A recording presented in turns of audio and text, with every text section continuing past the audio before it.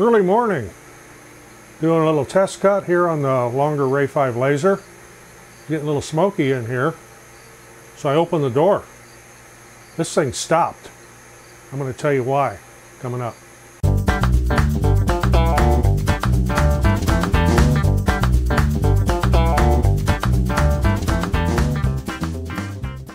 I'm Roger, welcome to the shop, and this is just a little tip about the Longer Ray 5 laser, and this also applies, I'm sure, to other brands that have flame sensors. It's early morning, and my shop faces the east, and I opened the overhead door because it was starting to get a little smoky in here from these test cuts I was doing on the laser, and the laser stopped.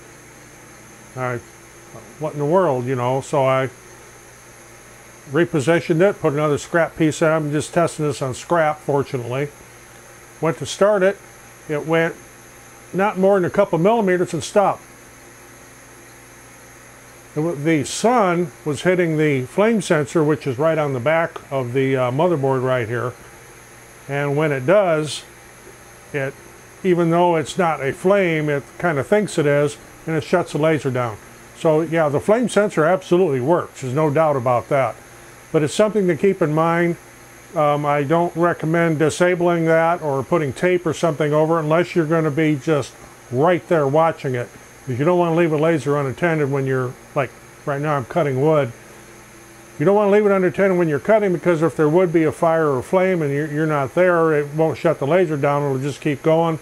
Or if maybe for some reason the laser would stall and just stay on one spot, it could ignite your work.